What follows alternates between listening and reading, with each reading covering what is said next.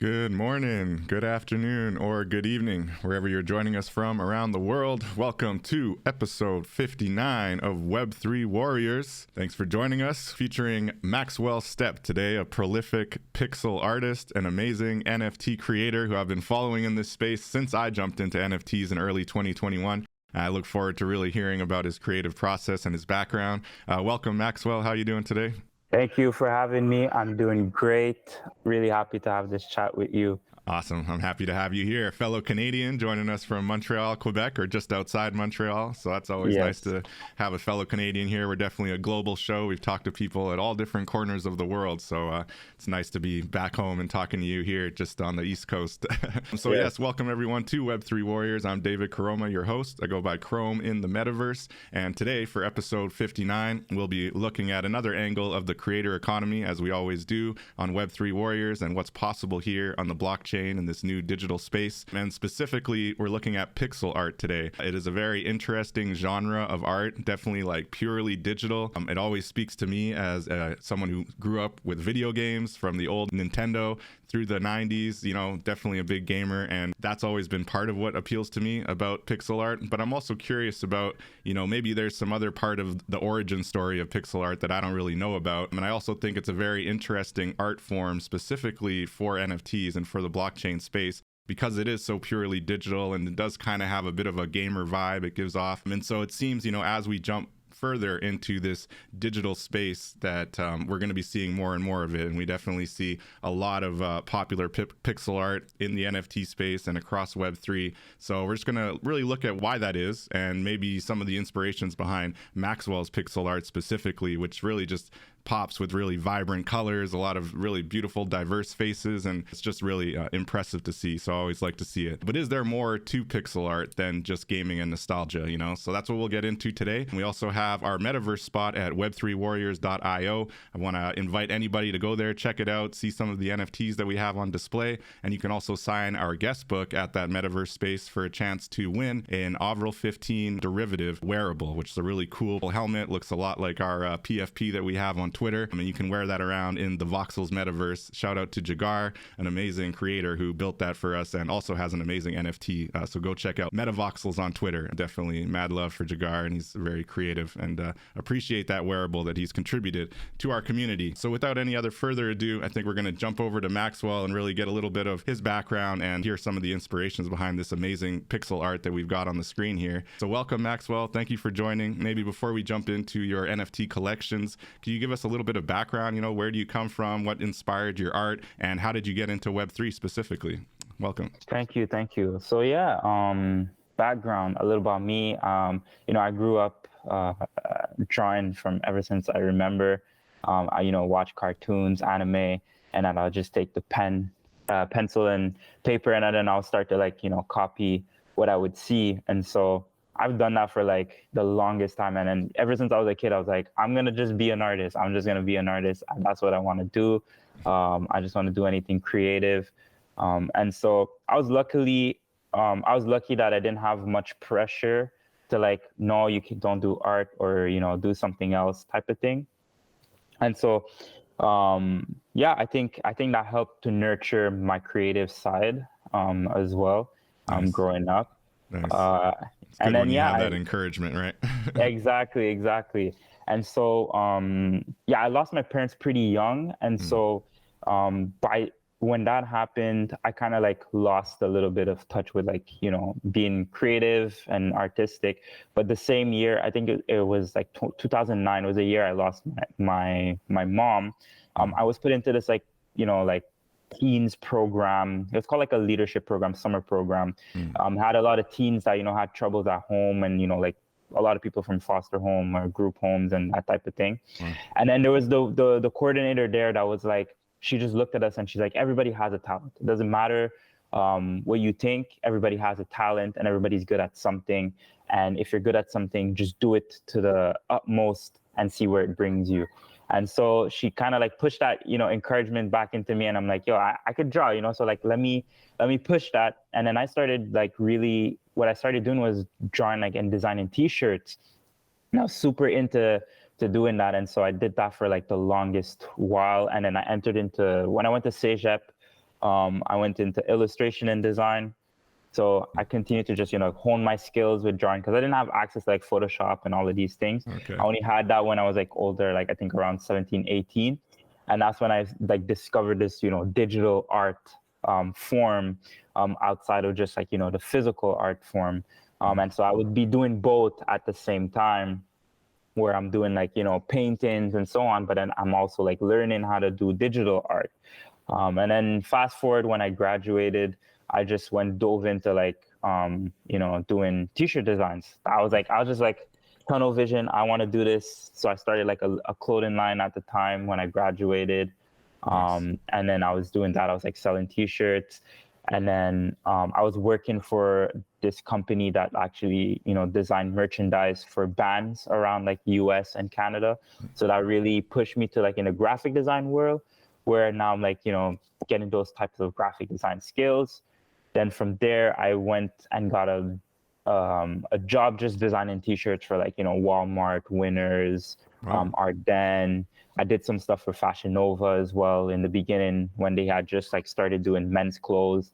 So that like really, broadened my skills and everything. But the thing that was missing in all of that was like, I didn't have something I could call my own, like I didn't have art that like represented me and that I could be like, yo, this is me, this is my art, this is what I've been putting out, because I've been just doing stuff for other people where, and then you lose that kind of like, personal touch, and it just felt like empty inside. It felt like, yeah, I was doing creative things, but I was still missing something. And then I spent some time just being like, okay, you know what? I need to go back to the drawing board, take back like some like basic, art skills, like anatomy, drawing, that type of stuff. And I did that for like a couple of months. And I was like, I need to find a style. I need to, like develop a style that can represent, like when you see it, you're like, okay, this is something from Maxwell, you know what I mean? No doubt. And then I was going through that phase. And then I remember one day, my wife was like, I was feeling bummed out about work. And she's like, yo, just stay home, just call in sick. You know what I mean? Just, take it easy, And I was like, yeah, okay, I'll take it easy. Called in sick, stayed home. And then I was just scrolling through Instagram. And then I saw somebody drawing something. And he was like on Photoshop. And he was so zoomed in. I saw pixels, like it was pixelated, right? Because it was so zoomed in. And I'm like, oh, that's dope. And then all the nostalgia just came running back. Because like I grew up on the pixel art. And I used to like, I'm always drawn to pixel art type games, but I never realized that I was like drawn to it that way. As the moment that I saw that, it clicked. And I'm like, yo, I could like maybe like, because I used to really love drawing portraits as well. And so I was like, I could like mix this with pixel art, you know what I mean? Like, and see what comes about it. And then I started like Googling to see if there was like any artists that were doing, like the type of style that I was doing. Like, it's like portrait style, pixel art. And I didn't see much of it. And not only that, like, I didn't see any like, people of color or anything, Right. No diversity whatsoever. And then it just started flushing out. I'm like, yo, there's no diversity in pixel art games or pixel art in general, you know what I mean? And I'm like, damn, this is a whole, new world to tap in.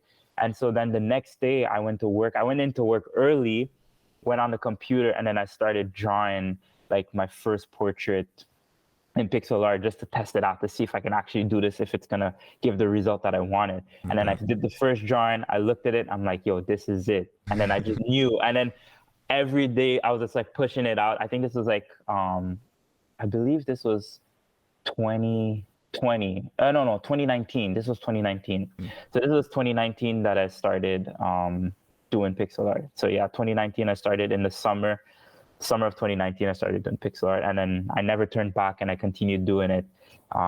And then here we are. That's Yeah, amazing. yeah. Thank you for sharing that whole run up. So you definitely have the traditional art background. You've been an artist since early years, throughout your teenage years. Definitely sorry to hear about the loss of the parents. I know how that goes. I lost my mother at a young age as well, so I know it can make an imprint for sure. Yeah. Wow. So that's really powerful, man. So awesome. Jumping into the pixel art, and specifically the fact that you saw a dearth of diversity in pixel art, and specifically the portrait angle. So I have one of your pieces up right now that's just beautiful with the girl with her like braids or ponytail kind of thing happening, and it's just like the shading and the way that you work with the colors, like yeah, you definitely get the full portrait effect. It's really, really impressive. So with that, you know, how did you jump from that in 2019 into I think you were one of the early ones into NFTs and Web3, and so how did you find out about that, and how did you kind of marry the two, and what made you jump into NFTs?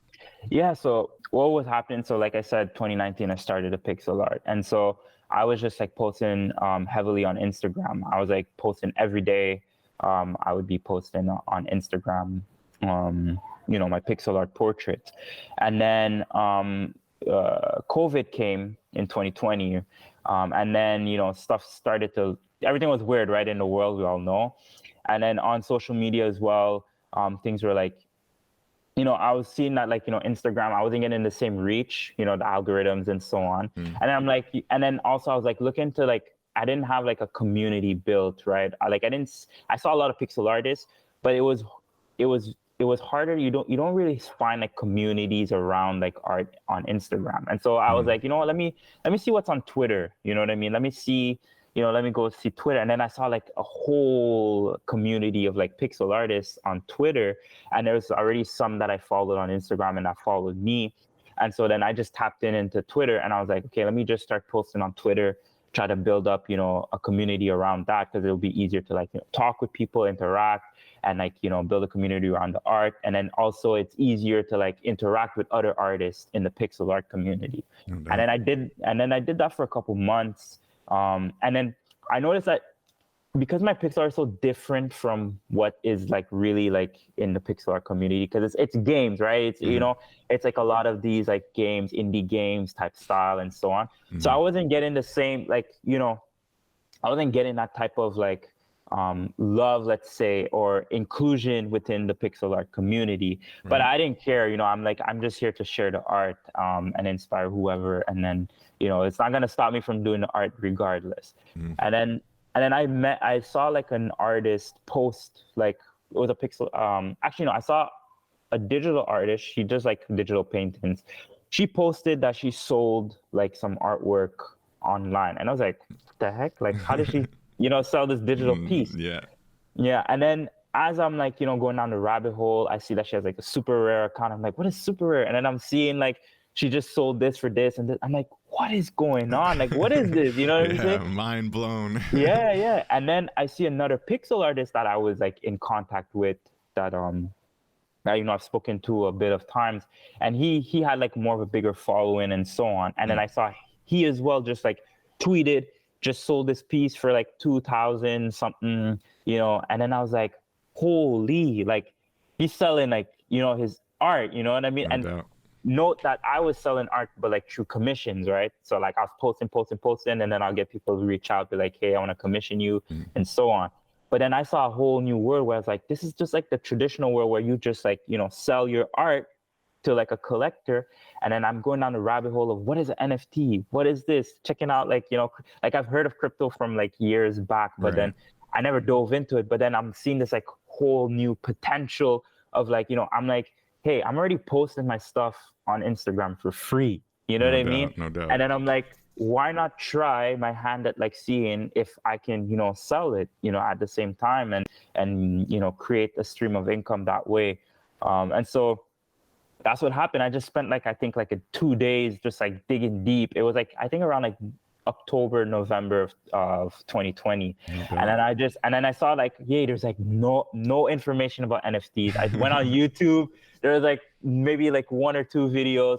And I'm like, okay, this is early. Like I need to get into this now, or else I'm going to regret it later if I just be like, oh, I don't know. It's like, it sounds like a scam or whatever. I'm like, I have nothing to lose. You know what I mean? It's just like, I'm already posting my art. Might as well, you know, see where this can bring me. And so then I planned out, like I made my account, made my crypto wallet, did all of that type of stuff. And then I was ready to like mint. And so I minted like late December, but you know, it's like the holidays and so on. So I'm like, you know, I'm just gonna mint, leave it there for now. I won't tweet about it, won't talk about it. You know, it's holidays. Nobody's gonna be looking at it anyways. And then I think it was like January 7th, 2021 or something around that. where I'm like, okay, let me push it, and I tweet, and then I tweeted, hey, just minted this piece, blah blah blah blah blah blah. And then the next day I sold one. It was like I think it was a piece that had like 10 editions, and then I sold one edition. I'm like, holy, this is like real. Like, yeah, you know what I mean? Yeah. And then after that, there was just like a flooding of like people that wanted commissions. And then that's when like the following just started to grow organically from there. And then I just started continue to push, you know, my art, and just I just continue to push my art as much as possible. Yeah. So you're kind of inspired by other pixel artists who were kind of early to NFTs, and you saw, wow, this is really possible. Like actually selling my art on the blockchain and making some income, making some real revenue. You know, that's awesome. Yeah. I love hearing that like light switch going off moment. You know. So you kind of touched on this a little bit with the lack of diversity in that, and definitely being a portrait artist specifically. But what would you say are kind of your main motivations or your main inspiration behind the type of pixel art that you do? Yeah, I think, so like you said, the main thing is really like the representation of diversity. You know, I feel like in pixel art there's a lack of, you know, and not even just for like the art itself, but like when you think about like pixel art games, right, there's a huge lack of, like, from what I know, a huge lack of diversity when it comes to like pixel art. But like over the years, you know, we've seen most of like the most popular pixel art games don't have diversity whatsoever, and so I think that's like a main motivator, where it's like, you know, I want to showcase, you know, people in all types of forms and you know, different shades in this art form that is like seen as, you know, boxed in, right? This art form of pixel art is like, it's like, no, it belongs here, you know, that type of thing. But I'm trying to like, you know, push those boundaries to be like, no, it's just like any type of thing. It's just like taking up a paintbrush with paint, you know, it's like, it's just another type of way of expressing art. It doesn't have to be put into this box where it's like, no, it's just for like video games. No, It could be anything. And so that motivates me to push, to like show, like push the boundaries of like, this is what you can do with pixel art. You can make something that's so like digital, because, you know, like pixel art is like really digital, but make it look like it's painterly. You know what I mean? It's in the name, right? Pixel art, you know, the pixel is a digital form. Exactly. Yeah. No, that's fascinating. Yeah. Very cool. And how would you say it does differ, since you do come from a bit of that traditional angle, right? Like obviously there are clear differences in the mode of that you're using for art being on the computer. How have you experienced kind of that difference, and maybe even looking at the market, right? Like how does it feel being a pixel artist in a sea of traditional artists or even digital artists that just don't do pixels, right? Yeah, I think it's a weird one. I think, you know, because sometimes pixel art has like a bad rap as like being like, it's like cheap type of art, you know what I mean? Sometimes it's just like, especially with like the amount of like NFT projects that come out with pixel art, right?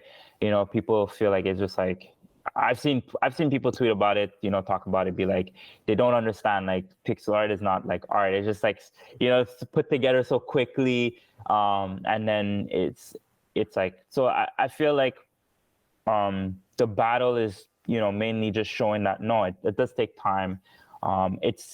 There's skills behind it, you know, like I'm using a tablet, you know, when I draw these characters, so it's like, and then you have to think about like the shading, the lighting.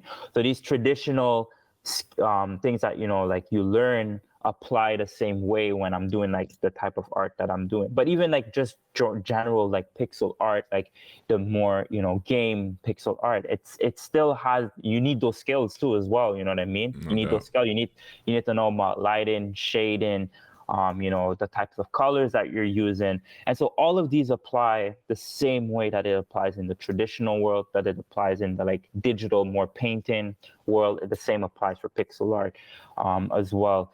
I think it just gets a bad rap because it looks simple, you know what I mean? And like simplified type of thing. But it's like a thing that I like to say. I'm like, pixel art is the original digital art. You know what I mean? Like when art started to be on computers, that's what it looked like. That's why video games started as pixel art, because there was no other way to show these like illustrations on a screen that could only show this amount of pixels.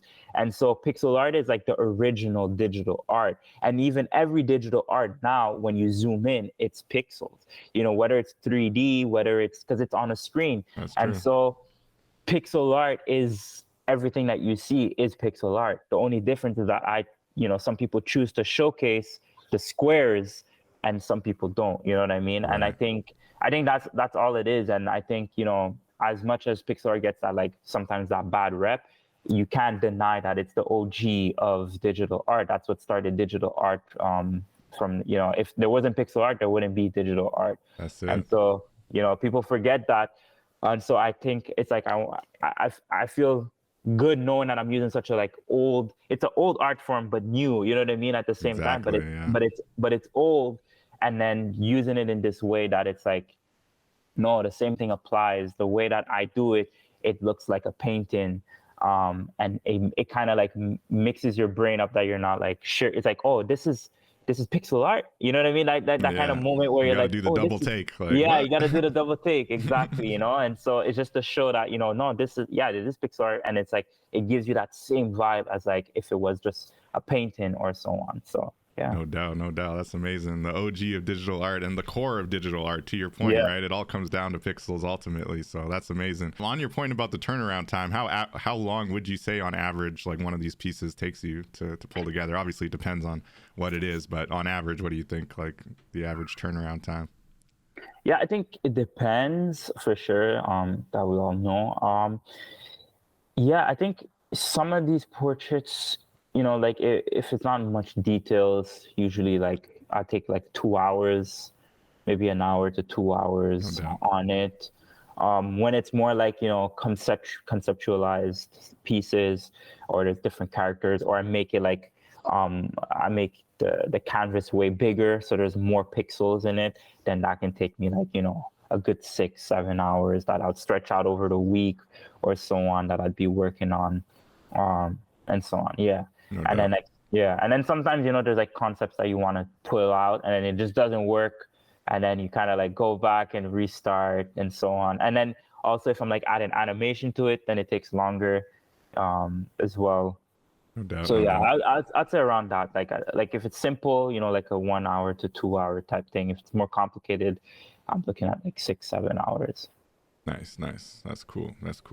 And what about the phygital angle? I know you've mentioned, and I was perusing your website a little bit, and you've got some actual prints of a lot of these amazing pixel portraits. Have you thought about connecting the physical prints to your NFTs? Is that something you're looking at in the future, what they call phygital, where you buy the digital, but maybe you get some element of the physical as well? Yeah, so I actually did do something. It was when February, Black History Month. So basically, I published a pixel art coloring book I saw that. of Black leaders in Black history.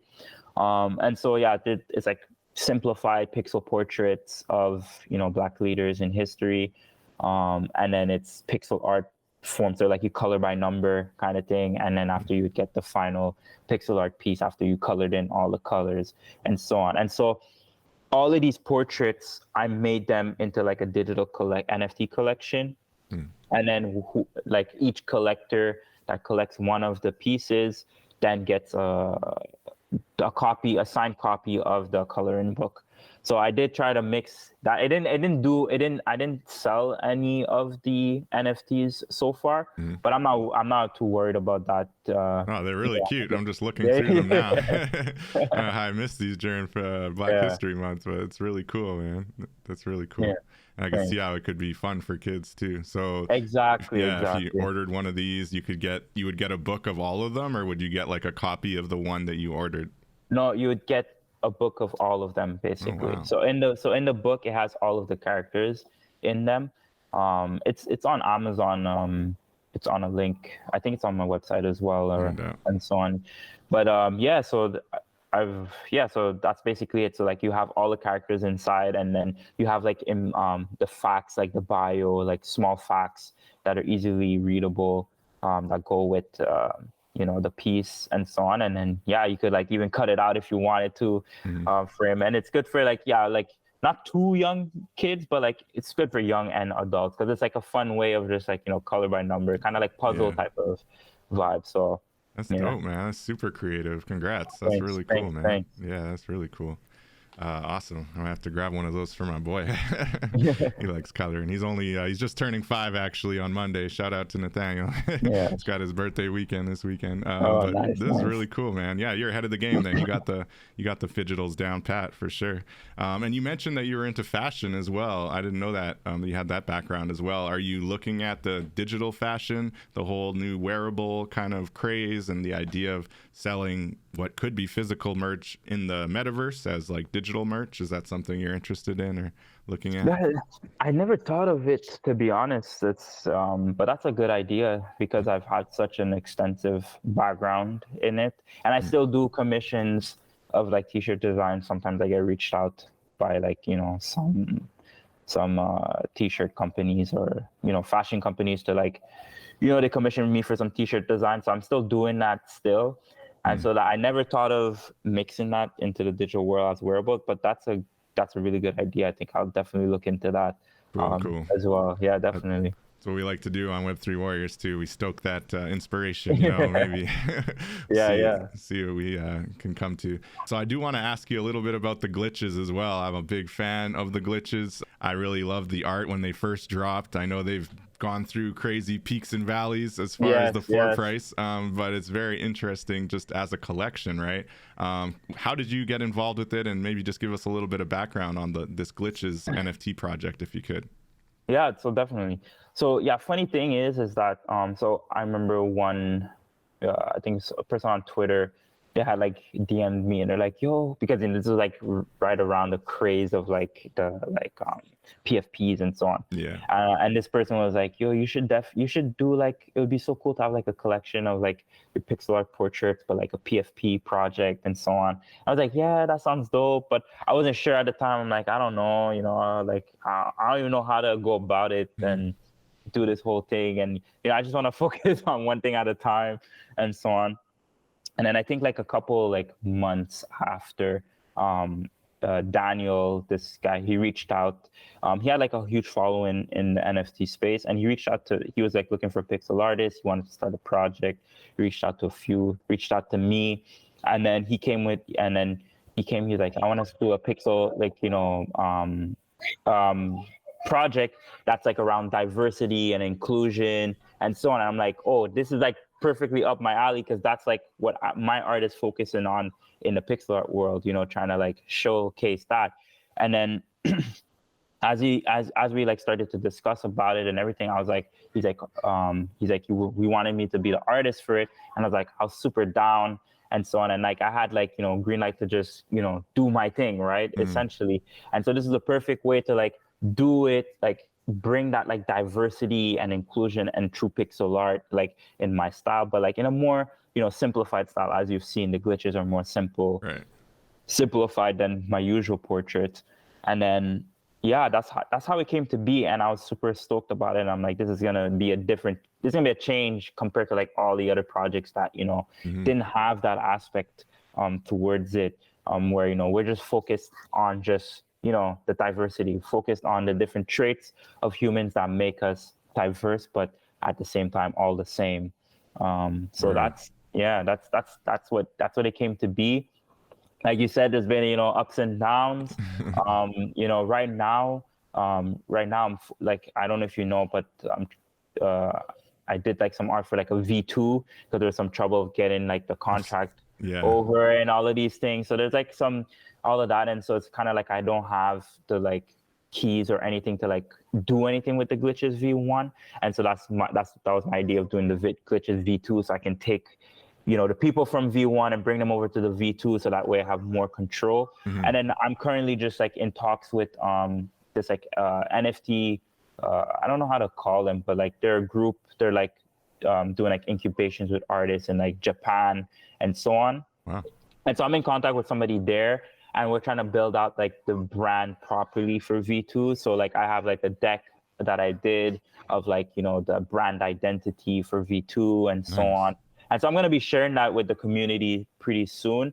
And I'm also planning to like, do a kind of free drop for, glitches, Glitch holders, glitch holders, just let's so, go. sorry for the, kind of like the sorry for the wait, but no, these things, I feel like, these things take time, and I don't see the rush into it as well, because I would not want to rush into it, and then it just doesn't, bring any fruits. You know what I mean? I want to make sure that it comes out when it's supposed to come out, and when it's the right time, it's the right time. Yeah, exactly. Everything in due time when it's meant to happen. That's a really great learning lesson, I think, there. That's some good gems for any artists out there looking at the PFP space, especially right now. I think now is building time. Exactly. No need to rush it out when, you're in a bear market. There's no guarantee you're going to sell out this, that, and the next thing. And on top of that, there's a learning lesson there in the fact that, yes, you learned a bit about PFPs and you were able to take your own creative art direction, but they were generative, right? And so I guess the setup on the back end of the generator and the actual smart contract, like you didn't quite have the knowledge to do that part of it at the time, right? And so you kind of worked with a team, you said Daniel, and they kind of helped pull that part of it together. And so then the learning lesson there is there's a good reason to do that, to actually collaborate with other people and try to like execute on a project. But on the flip side, now, they're gone, right? They're kind of doing their own thing, and you don't have any ownership over the original glitches. So now you're looking at doing a V2 where you're going to have it on your own contract then, or you'd be working with the glitches team. So that's a really interesting kind of story of the glitches, and now I'm really excited about this V2. I can't wait to see. I think you teased out a few options or examples where they're just a little bit more higher detailed pixel art, right? Pixel portraits. Yes, exactly. So they're like more higher detailed, same concept as the V1, but just like a little more oomph, I guess. You know what I mean? Just to differentiate it a lot more, and but still keeping within the same realm. And so on. So nice. And you think you're going to go with 5,000 again, or are you going to keep it a little more exclusive, or don't know yet? I don't know yet, to be honest. It's like gonna have to like flesh it out and see what makes the most sense.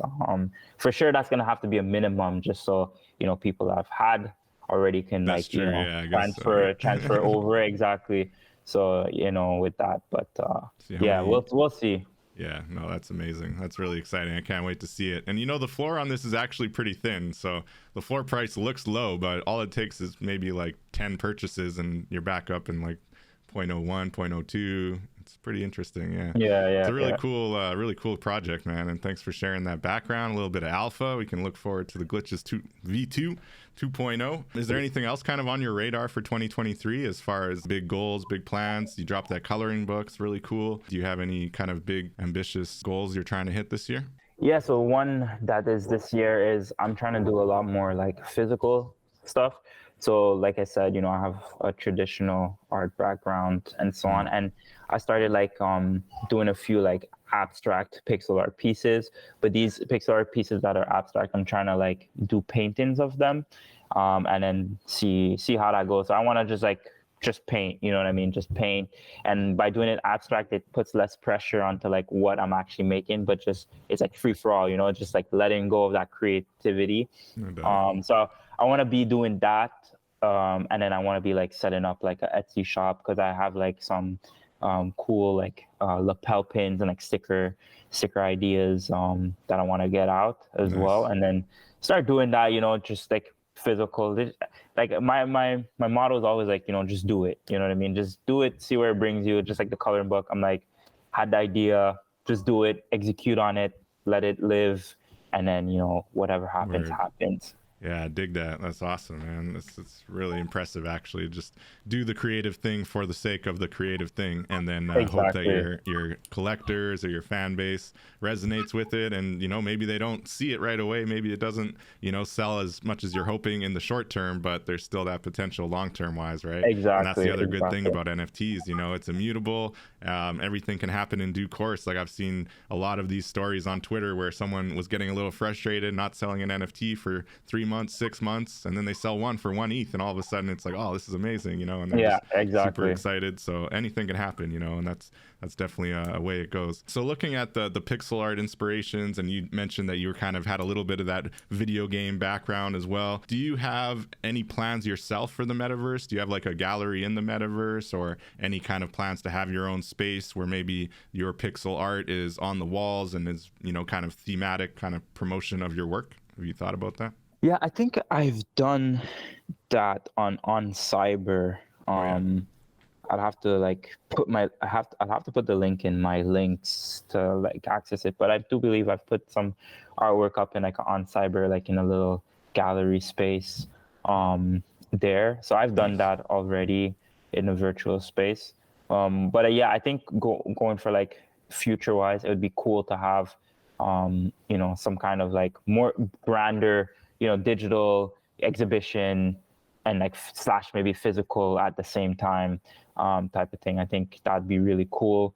Also, just for the fact that it's like pixel art, I feel like, you know, you don't see much of that, like Right. pixel art in the grander scheme, like so like big and like in your face. And I want to break that, you know, and I want to bring that pixel art to the forefront and show like, this is what you can do with it.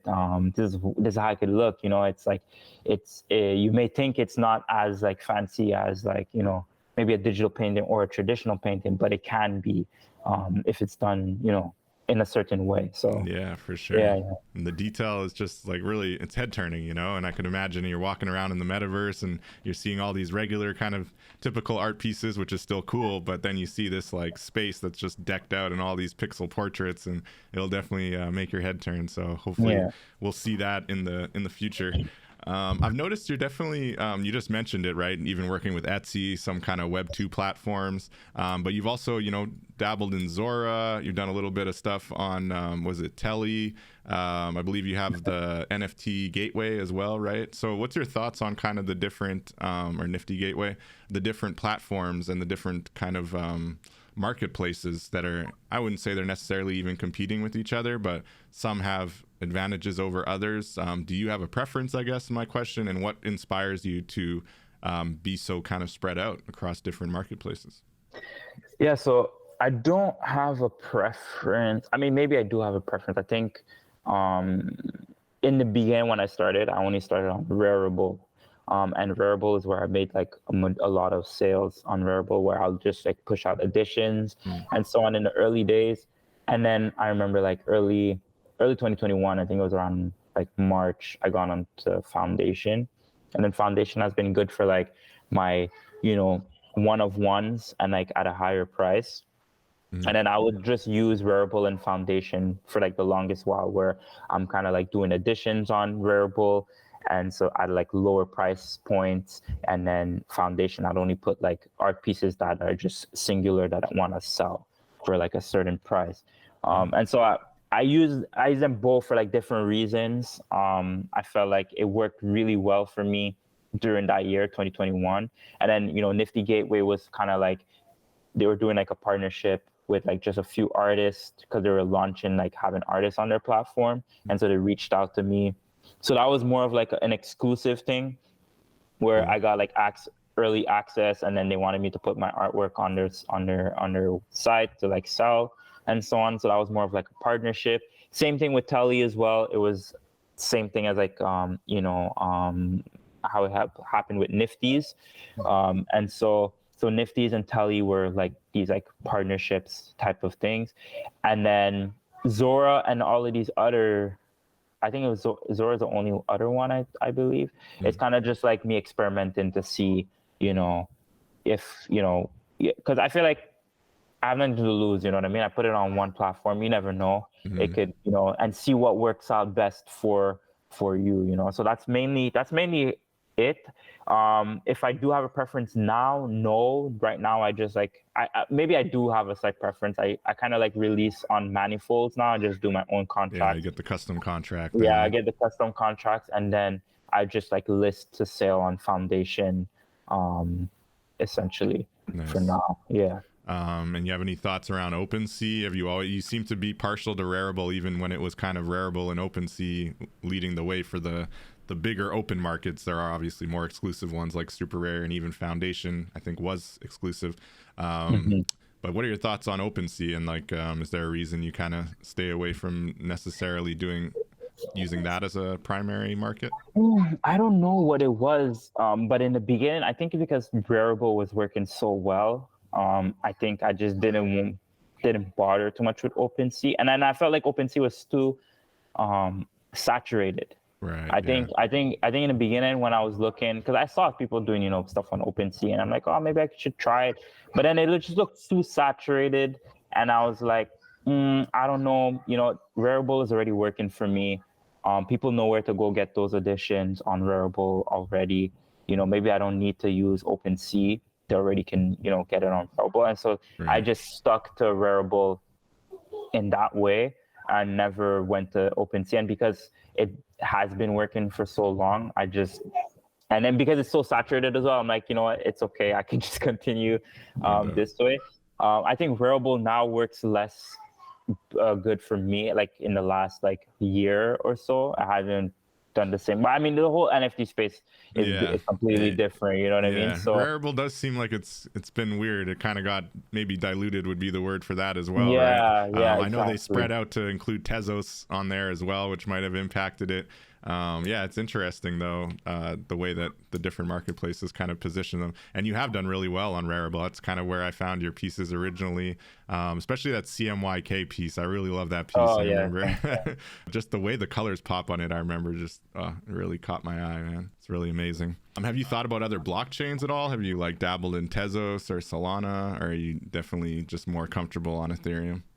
I did at some point wanted to go on Tezos, and then I think I got a blocker where I wasn't able to. It was a while back though.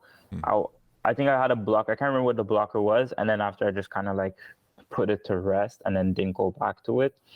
But I definitely would try to explore more in the future. So I'm thinking of doing that. And I think for Solana as well, I think I tried, and then I think my blockage for Solana was that I couldn't purchase the Solana with my credit card or something. It was just not working. And it was just being blocked all the time. And then I was like, oh, okay, forget it. So, it's kind of a pain getting that Solana over in some cases. Yeah, exactly. And I'm like, is it because I'm Canadian? You know what I'm saying? I'm like, damn, I found the best way was through crypto.com as far as a way to get Solana and Tezos. Actually, I think they're both pretty good on that one, but that's just been my experience. Everyone kind of has their own. I did want to ask you briefly about these Tribu mask as well. What's the story behind that collection? They're really cool little kids with big masks on, big African masks on. So that was an idea that I had gotten in the early days, right? This was before the PFPs were really popping. It was more when people were doing these huge collections, but hand by hand, right? And they were making it's kind of like the PFPs, but it was just all hand drawn, and it was really popular. And I had this idea of doing this, and so I was starting to do this. I'm like, I'm gonna be dropping these, continuously. But then after, I think I had dropped it maybe a month before the whole glitches came about, and then after my whole time was just glitches spent, and then that fell off, and then I was and then I didn't see, and the whole scheme of things was really more PFPs and less about the these dropping. But I do plan to revisit it for sure, because I plan to do so many of them, and I had only dropped 5, but I'm happy all 5 sold, you know what I mean? And so that's blessed. And then but I do plan to revisit in the future. It was just a cool idea that I wanted, again, around the diversity and inclusion, because I didn't see much of it at the time when I was doing it. I didn't see much of that type of art. And we've seen in the NFT space what type of art gets glorified and what's really more popular, and that so even I'm not trying.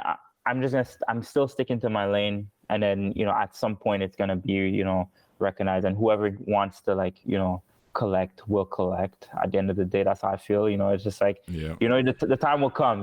There's no rush to it. Just put out the art that you wanted to put out. Either you sell today or you don't. It doesn't matter, because at the end of the day, if you're doing the art for the art, then you already accomplished the one goal, which is create. So that's my motto, you know, and just like create to create. If you know, don't stress on the likes or the comments or the engagement and all of these, because like at the end of the day you can't control it, and you know, like the engagement and all of that doesn't add it's not the value of the piece that you're making. Exactly. You know what I mean? You know, first and foremost, you add that value. If you're happy with what you created, then that's all you need. You know what I mean? And then anything that comes afterwards, it's just a plus. It's just a bonus. You know, if people love it, that's a bonus. If people want to collect it, that's a bonus. But firstly, well, you need to be happy with it, and then that's it. Once you're happy with the piece that you created, that's it, man. You solidified it. That's all you need. You know, you don't need the validation from others. That validation could come like from yourself first, and then whatever happens after happens. For sure. I appreciate that, man. That's dropping gems right there. Every creator, every artist needs to know that, not just in Web3, frankly, but especially in Web3, because I do think there's an obsession with metrics. There's an obsession with the idea that your floor price defines your value, which it does not. You know, I like to say, you know, I personally look at the Afro Droids project and I find it more valuable than the Bored Ape Yacht Club. And I'm just saying that personally, because culturally it speaks to me. Technology, you know, from the actual lore, the story, the art, all of that speaks to me a lot more than the Bored Apes do, you know. And kudos to the Bored Apes, props to them. They're doing a lot of interesting stuff. Their metaverse looks amazing. But overall, you know, the value, like you say, you know, we've seen what gets valued in this space, and unfortunately it's kind of a lot of goofy stuff, a lot of not diverse stuff. And I do think that the stuff that is very culturally significant or relevant, and even historically relevant, right? Like I look at Kofi with his 3D African masks, you know, like that is like prime, you know, provenance, right? Like it's putting something that is so important for the history of the African continent onto the blockchain and immutably putting it on there, right? And so similarly, with your collections, even the glitches, you know, like these things have provenance, they have a story in the space of the NFT space that is significant, you know, despite what their floor price might be. And so I look at these projects, and it is my hope, not just for financial reasons, but actually for cultural reasons, that value is seen, you know, in the years or the months and years ahead, you know. So that's a good point. I love that. It's all about patience, all about knowing your value intrinsically, right? And not worrying about the value that society or the wider Web3 space kind of puts on you, right? So I can hear your kids there. I think they want your attention. So we'll be winding down soon. It's all good. So I did want to ask you briefly, like, what is the Web3 community like where you're at, right? So you're in Montreal, Quebec. Do you find a lot of other NFT enthusiasts around there? And are you doing much like IRL kind of outreach? Do you have any plans to go to events? Like we're going to be in NFT NYC this week coming up. So we're excited about that. But how is it looking in Montreal specifically? And then for you kind of IRL wise, are you meeting people that are in the Web3 space? So I'm not meeting people in the Web3. I think I know one person. I think what's her name? I think Lana Dena. I can't remember specifically her family name, but her name is Lana, Lana. She's from Montreal. That's like the one person that I know very well that's in the NFT space. From Montreal. Haven't met in real life or anything. And then when it comes to like in Montreal, like the NFT, you know, I know of like this NFT gallery. I can't remember their name. Right now, but they started pretty early too, like doing like NFT galleries, like in real life, have them up. They have like a space downtown Montreal where you can see, like they pick some artists and then they put up their like art pieces, and you could go and see them and so on. And I know that they're like close with like what's his name, Fuck Render, as well, and so on. The only thing that I find with them, because I've like joined their like Discord, or like I remember like them posting like who are some artists in like, you know, Montreal or that are in the NFT space and so on, and then I like tagged myself and so on, but they've never reached out. And and like all the artists that they always put up ever since their inception has always been white artists. So I don't know if there's any bias there or anything, and if they like, it's always been that, and also like a lot of like 3D art. So I don't know if they have like a certain style that they want to upkeep in their gallery or so on. But I haven't seen any diversity coming from them at all. And so, but that's the only people that I know And that's out of specifically. BC, right? Fuck Render? They're in Vancouver, right? Yeah, Fuck is from Vancouver, but he was one artist that I saw that was inside of that like that the gallery put up his art and so on as a Canadian Oh, artist. I got you. Yeah, That's wild, exactly. man. That's wild. So there was like a Canadian, like a gallery of Canadian NFT artists, and you applied and they didn't put you up. Is that what you're saying? Yeah, like they had like a whole tweet, like early days, and they're like, and they actually asked like specifically from Montreal, because they're in Montreal, this gallery, right? And they asked from Montreal, but and like it's not like they had like a huge, they didn't have a huge following or had like a huge list of people that commented. Right. And so I was like, pretty much like, hey, like we're such a small community, Montreal. I'm pretty sure like I'm like, hey, like but never reached out, never had contact with them. And you're making sales too. It's not like you're like damn, man, you're an OG as far as, like you just said, you started in 2020, which is before most people, including myself, started in the NFT space. So you are an OG, at least by the standards of us, the class of 2021. You predate the class of 2021, which is pretty impressive. So sorry to hear that, but that's the type of thing we're talking about, right? That lack of value. It's frustrating on one hand, but on the other hand, like you said, it's about the technology, it's about the community and the creativity, and maybe our communities don't have the vast amounts of wealth that some other Web3 communities have. But I do think on the cultural side, especially when I meet with these people in real life, like I have at Miami, New York last year, really excited for this week as well.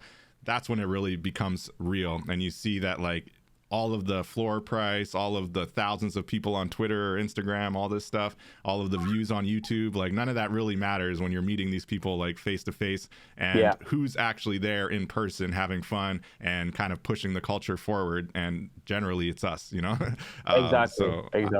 That's what matters more. But I do hope and pray that financial value is realized in the coming years, and I'm confident that it will be, because we're just going to keep building, and people who resonate with our art and resonate with the culture are going to join and realize what we're doing here, just like you realized it on Twitter those years ago, right? Like these people are actually selling art on the blockchain and making real money. Come here, come join us, that's what's up. Cool. So last question, what do you say to those that are out there kind of doubting the power of the blockchain, wondering why you're putting your art on the blockchain and maybe even skeptical of it? What do you say to those voices out there? Yeah, so people that are doubting, skeptical, I like to always say, just like, obviously do your research first and make sure that, make sure you're comfortable with whatever you're doing. But also, with a lot of things in life, you're gonna be fearful of things because there's unknowns, right? But if you have nothing to lose, then you have nothing to lose. That, I think for me, how it was like, this blockchain stuff looks really weird that people are selling their art for like, money, like digital art for money. It just didn't make sense at the time. But just because it doesn't make sense to you now doesn't mean it won't make sense later on. And so for me, it was like, hey, let me just, put this out here because I have nothing to lose. I'm already putting it on Instagram for free. Why not take the jump and see, how far it can bring me? You know what I mean? And I'm so happy that I did take the jump, because like you've seen, like I've been able to sell, I've been able to build a community around the art, and I've been able to have people be inspired by it. I think mainly, if you're having doubts, just think of having your art be shared with a lot of people is very valuable, because you don't know who you will inspire. You don't know what type of influence you'd have on somebody.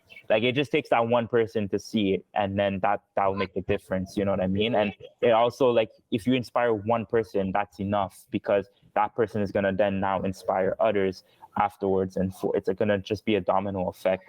And like your art, if your art speaks to you, it's definitely gonna speak to somebody else out there, for sure. And just think about the grander scheme of things. Just think about like where your art can go. Just have that visual map of like, where do you want your art to go, and then take those steps towards it without regards to like what can happen in between, because where you're headed. There's gonna be bumps in the road, so and so forth, but where where you're going, there's nothing that can stop you. That's what's up. Dropping gems. Appreciate you, Maxwell. Thank you so much for joining us and for dropping these gems and sharing your creative process and a lot of the inspirations behind it. You're an inspiration to me. I know you're an inspiration to a lot of artists and creators in the space here, and I wish you much continued success. Everyone should check you out on Twitter. That's Maxwell Step, Maxwell_Step on Twitter. You can find his art and his link tree there and go support him. Appreciate you so much, man. And with that, I think we'll be winding down. I got to go off to my boy's birthday party. Happy birthday, Nathaniel. Happy birthday turning to 5. But yeah, thank you so much, man. Thank you to everyone who tuned in. Really excited, man, and really thank you so much. I hope we're going to get you back on the show again in the future. And I'd love to just see how your NFT career continues to evolve, and specifically the Glitches V2 I'm very excited about. So keep us posted on that, man. Yes, and definitely. Yeah, happy Easter. Have an amazing weekend. Go spend time with your family. I appreciate you. And All to right, everybody thank else, yes, to everyone else tuned in, we'll be live not next week because I'm going to be in New York. So 2 weeks from now, we'll have our next episode. Peace out, everyone. Catch you in the metaverse. Take care. Bye.